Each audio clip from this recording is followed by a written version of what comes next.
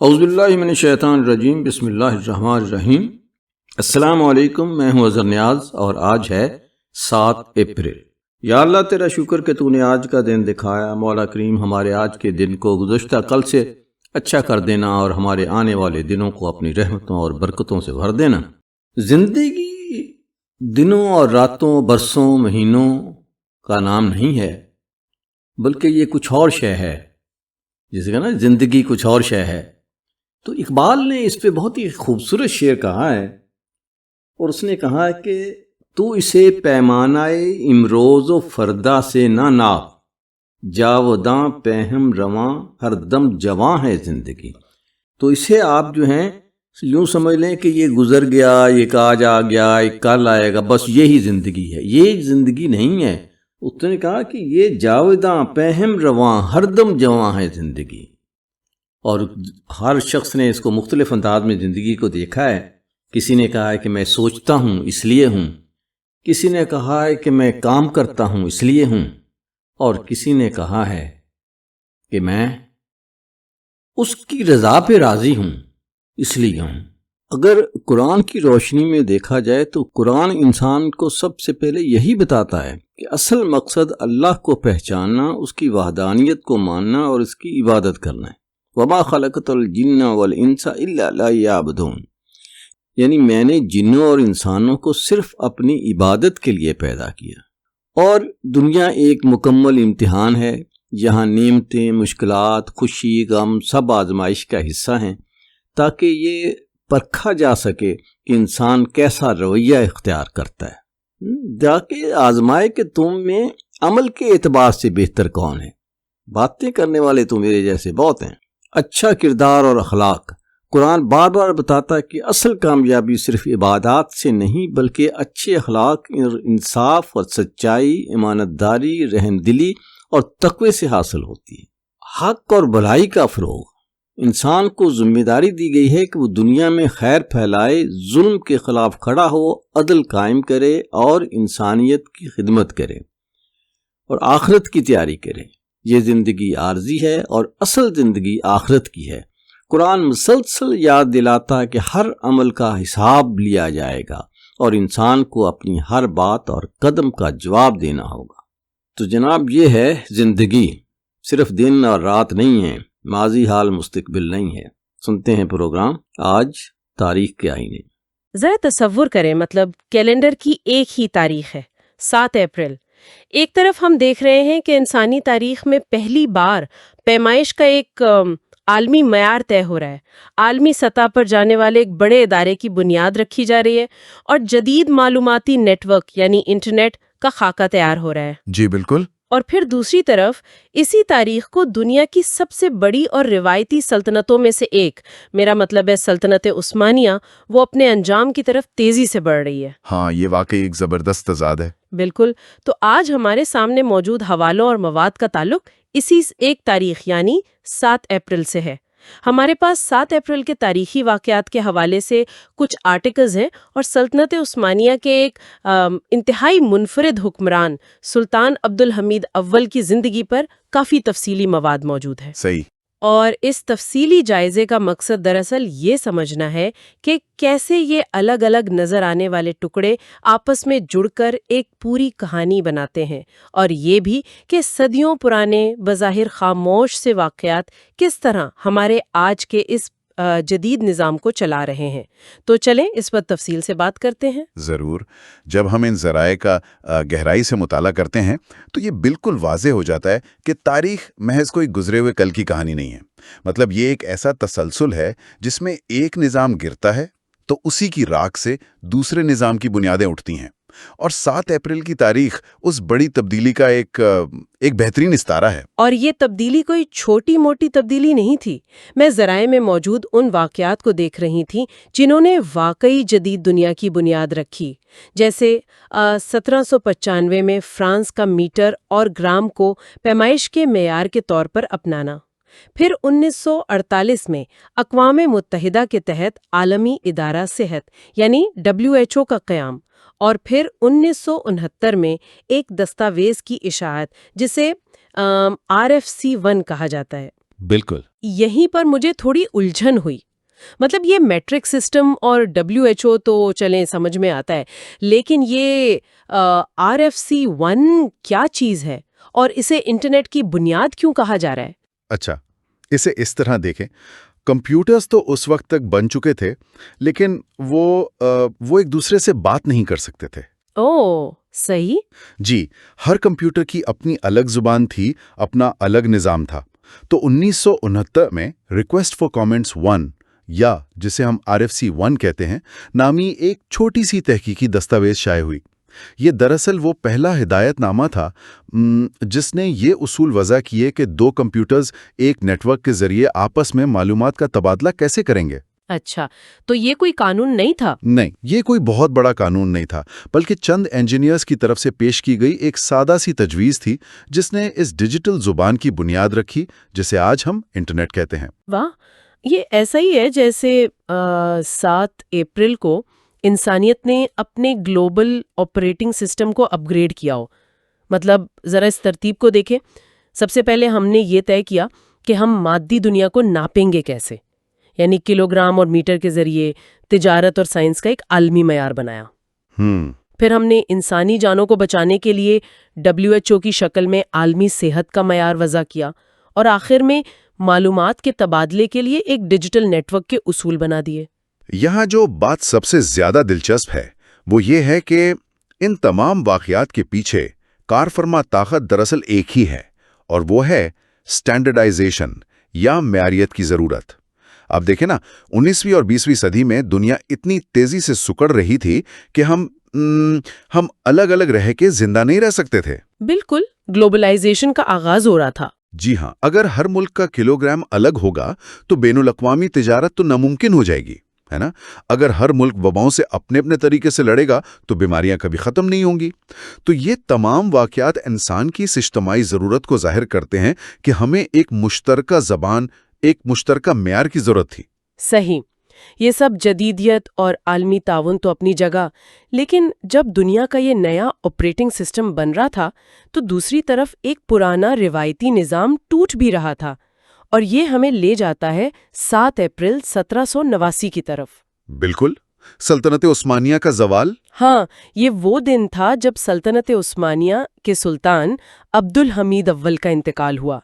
میں نے جب ان کی زندگی کے بارے میں پڑھا تو مجھے واقعی ایک دھچکا لگا. مطلب ان کی تخت نشینی کی کہانی کسی بھی عام انسان کے ہوش اڑا دینے کے لیے کافی ہے. جی، عبد الحمید اول کا دور حکومت دراصل ایک ایسے موڑ پر آتا ہے جہاں سلطنت عثمانیہ کو جدید دنیا کا سامنا تو تھا، لیکن ان کے ریاستی ڈھانچے صدیوں پرانے تھے. ان کی اپنی زندگی اس قدیم نظام کی پوری کلی کھولتی ہے. بتاتے ہیں کہ 1774 میں تخت نشین ہونے سے پہلے عبد الحمید اول کو 1767 تک، یعنی اپنی زندگی کی کئی دہائیاں محل کے ایک خاص حصے میں قید رکھا گیا جسے قفس کہتے تھے. جی بالکل، قفس. مطلب وہ تخت کے وارث تھے، لیکن انہیں بیرونی دنیا، سیاست، فوج، کسی بھی چیز سے کوئی واسطہ نہیں رکھنے دیا گیا. یہ کیسا ریاستی ماڈل ہے؟ یہ بڑی عجیب بات لگتی ہے آج کے دور میں، لیکن اسے سمجھنے کے لیے ہمیں عثمانی سلطنت کی ایک تاریخ نفسیات کو دیکھنا ہوگا. ابتدائی ادوار میں جب بھی کوئی نیا سلطان تخت پر بیٹھتا تھا تو وہ بغاوت کے خطرے کو مکمل طور پر ختم کرنے کے لیے اپنے تمام بھائیوں کو قتل کروا دیتا تھا. او خدایا! جی، اور اس قتل عام کو باقاعدہ قانونی حیثیت حاصل تھی. لیکن پھر 17ویں صدی میں اس بے رحمانہ قانون کو ختم کر کے قفس کا نظام لایا گیا. اب یہ تھا کہ ممکنہ وارثوں کو مارا تو نہیں جاتا تھا، لیکن انہیں حرم کے ایک مخصوص حصے میں شاہی قیدیوں کی طرح رکھا جاتا تھا. مطلب ایک سنہری پنجرے میں؟ بالکل، ایک سنہرائی پنجرا. انہیں بہترین خوراک اور آسائش تو ملتی تھی، لیکن بیرونی دنیا سے رابطہ یا سیاست میں حصہ لینا سختی سے منع تھا. یہ تو ایسا ہی ہے جیسے کسی شخص کو 40 سال تک ایک پرتعیش تہ خانے میں بند رکھا جائے، اسے دنیا کی کوئی خبر نہ ہو، اور پھر اچانک دروازہ کھول کر اسے کہا جائے کہ جاؤ، آج سے تم ایک ڈوبتی ہوئی ملٹی نیشنل کمپنی کے CEO. ہاں بالکل، بہترین تشبیہ ہے. اور وہ بھی ایک ایسی کمپنی جس کا خزانہ بالکل خالی ہو اور جس کے ملازمین بغاوت پر آمادہ ہوں. یہ تو سیدھا سیدھا ایک تباہ کن نسخہ لگتا ہے. اور عملی طور پر یہ تباہ کن ہی ثابت ہوا. جب عبد الحمید اول 1774 में तख्त पर बैठे तो सल्तनत के हालात इंतहाई अबतर थे। और यहाँ एक और अहम पहलू है जिसने उनकी मुश्किलात में बेपनाह इजाफा किया। वो क्या? तख्त नशीनी के वक्त एक पुरानी रिवायत थी कि येनिचेरी को इनाम इकराम या भारी रकम दी जाती थी। अच्छा, मैं यहाँ थोड़ा उलझ रही हूँ। ज़राए में बार बार येनिचेरी का जिक्र आता है। ये आखिर इतने ताकतवर क्यों थे कि नया सुल्तान तख्त पर बैठते ही इनसे डर रहा था? क्या वो महज आम फौजी नहीं थे? नहीं, वो महज आम फौजी हरगिज नहीं थे। येनिचेरी सल्तनत उस्मानिया की वो एलीट फोर्स थी, या आप कह लें सबसे आला दर्जे की प्यादा फौज थी, जो कभी उनकी सबसे बड़ी ताकत हुआ करती थी। लेकिन वक्त के साथ साथ ये फौज एक खतरनाक माफिया में तब्दील हो चुकी थी। ओह, माफिया बन गए थे? जी, अगर उन्हें उनकी मर्जी का इनाम ना मिलता तो वो इस्तांबुल की सड़कों पर बगावत कर देते, महल का घेराव कर लेते और बसा औकात सुल्तान को तख्त से उतार देते या कत्ल तक कर देते। तो एक ऐसा हुक्मरान जो दहाइयों बाद कैद से निकला हो, उसके सामने ये खूनखार फौज खड़ी थी और उसने उनसे क्या कहा? उन्हें इनाम दिया? नहीं, उनके पास पैसे ही नहीं थे। अब्दुल हमीद ने तारीख का एक बहुत ही तल्ख सच बोला। उन्होंने येनिचेरी को साफ कह दिया कि हमारे खजाने में अब बख्शिश के लिए कुछ नहीं बचा और फौजियों को यह सीखना होगा कि सल्तनत अब इस तरह नहीं चल सकती। वाह! और हैरत की बात यह है कि इस कदर तवील नफ्सियाती दबाव और कैद के बावजूद अब्दुल हमीद अव्वल कोई जालिम या पागल इंसान नहीं बने, बल्कि ज़राए से पता चलता है कि वो बहुत ज़्यादा मजहबी और फितरतन अमन पसंद थे। अवाम तो उन्हें उनकी नर्म दिली की वजह से बाकायदा वली या बुजुर्ग मानते थे। बिल्कुल मानते थे, लेकिन सियासत में, खास तौर पर उस दौर की जोग्राफियाई सियासत में, नरम दिली अक्सर मोहलिक साबित होती है। उनका अमन पसंद होना और अपने मशीरों पर जरूरत से ज्यादा इन्हिसार करना ही उनकी सबसे बड़ी कमजोरी बन गया।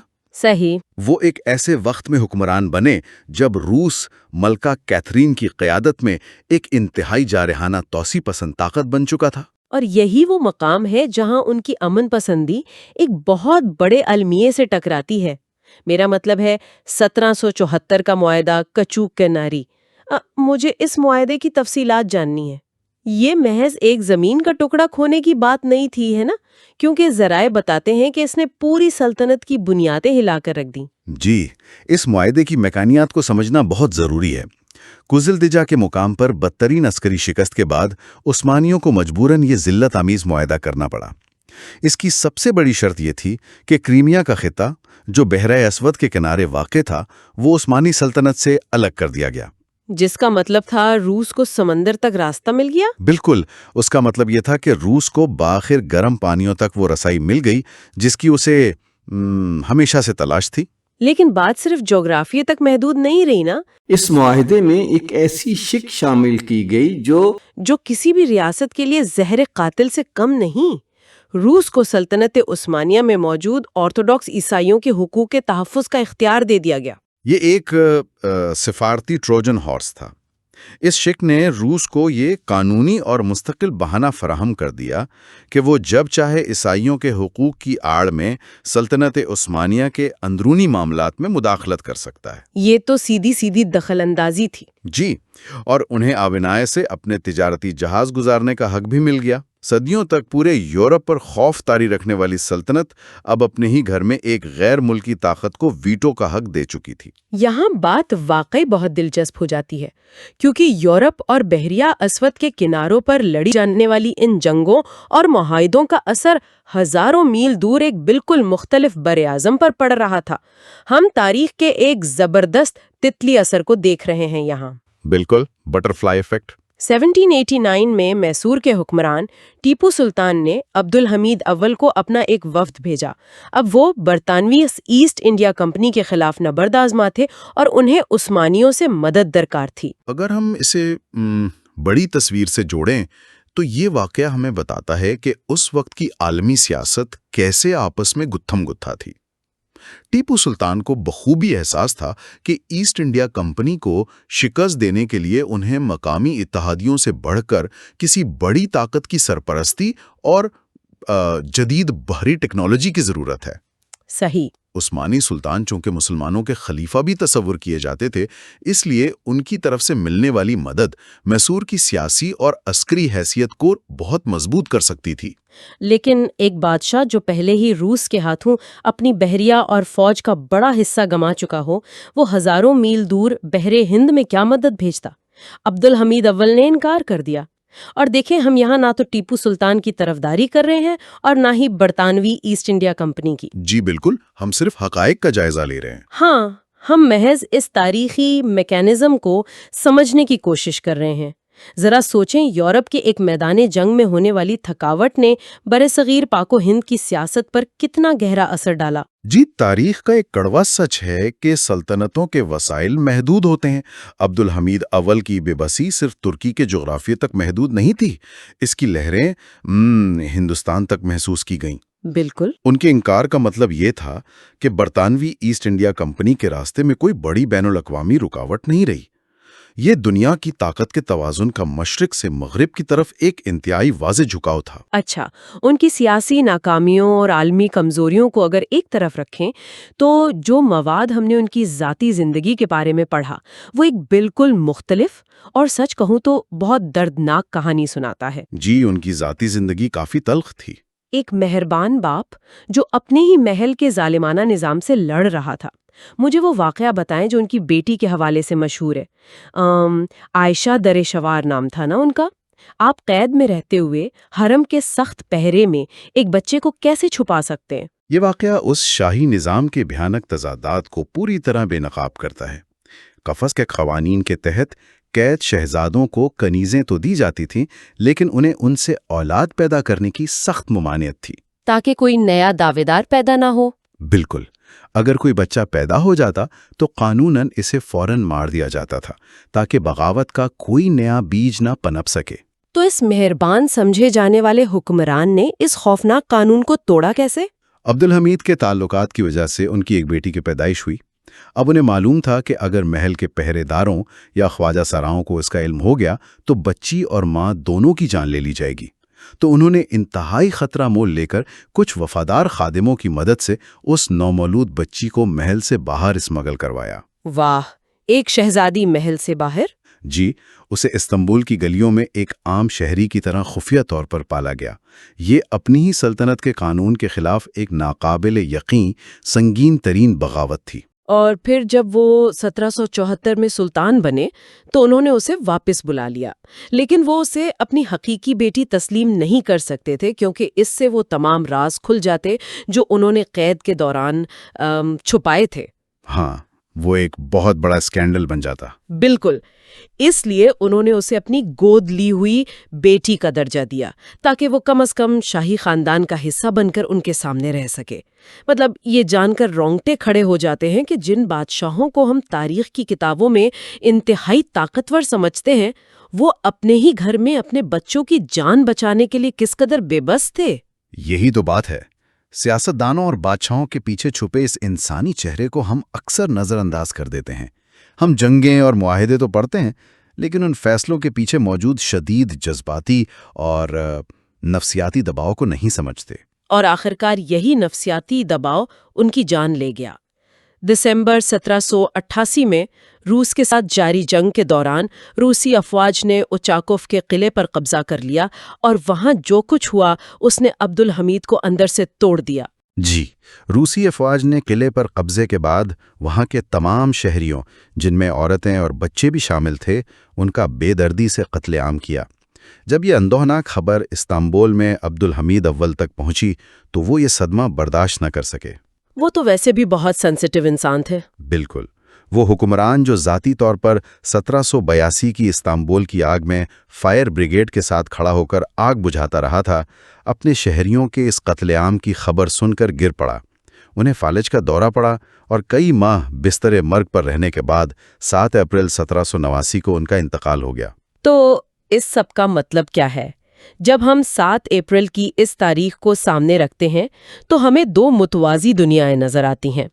ایک طرف وہ دنیا تھی جو کلوگرام اور میٹر سے تجارتی نظام کو منظم کر رہی تھی، جو WHO کے ذریعے عالمی سطح پر بیماریاں کنٹرول کرنے کا خواب دیکھ رہی تھی، اور جو کمپیوٹرز کو آپس میں جوڑ کر مستقبل کا انٹرنیٹ بنا رہی تھی۔ بالکل ایک ابھرتی ہی دنیا۔ اور دوسری طرف وہ پرانی دنیا تھی جس کی نمائندگی عبدالحمید اول کر رہے تھے، جہاں بادشاہ دہائیوں تک قید رہتے تھے، محلوں میں بچوں کو مار دینے کے قوانین تھے، اور جہاں محض جذبات کے بوجھ تلے سلطنتیں بکھر رہی تھیں۔ یہ معلومات اس بات کی یاد دہانی ہے کہ آج ہم جس دنیا میں رہتے ہیں وہ اچانک نہیں بنی۔ جی، یہ تاریخ کا وہ مقام ہے جہاں ہم واضح طور پر دیکھ سکتے ہیں کہ ایک نظام کا زوال دراصل دوسرے نظام کے عروج کی شرط ہوتا ہے۔ پرانی روایتی طاقتیں اپنے ہی بوجھ تلے دب کر ٹوٹ رہی تھیں، اور اسی خلا میں بین الاقوامی تعاون اور اسٹینڈرڈائزیشن نے جنم لیا، جس نے ہماری اس جدید دنیا کو شکل دی۔ صحیح۔ جاتے جاتے تاریخ کے اس حیرت انگیز تتلی اثر پر ایک آخری غور طلب نقطہ۔ ذرا تصور کریں اگر عبدالحمید اول اپنی قید کے دوران اتنے کمزور اور مشیروں پر انحصار کرنے والے نہ بنے ہوتے، اگر وہ روس کے خلاف ایک مضبوط پوزیشن لے پاتے اور ان کی بحریہ تباہ نہ ہوئی ہوتی۔ یہ ایک بہت بڑا سوال ہے۔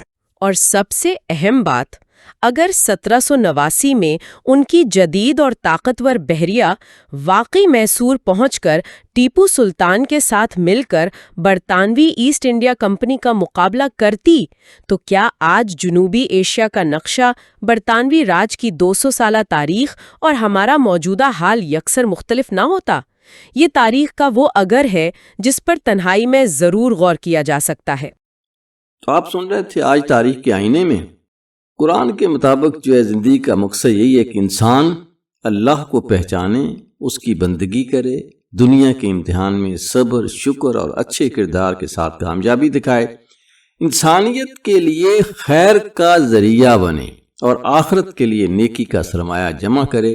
یہی قرآنی تصور زندگی ہے، ایک با مقصد، با وقار اور جواب دہ زندگی۔ تو اظہر نیاز کو اجازت دیجیے۔ اللہ تعالیٰ سے دعا ہے کہ ہم سب لوگ اللہ کی خواہش کے مطابق، اس کی رضا کے مطابق اپنی رضا کو ڈھال لیں، تاکہ ہماری زندگی، یہ زندگی اور آخرت کی زندگی جو ہے وہ سنور جائے، بہتر ہو جائے۔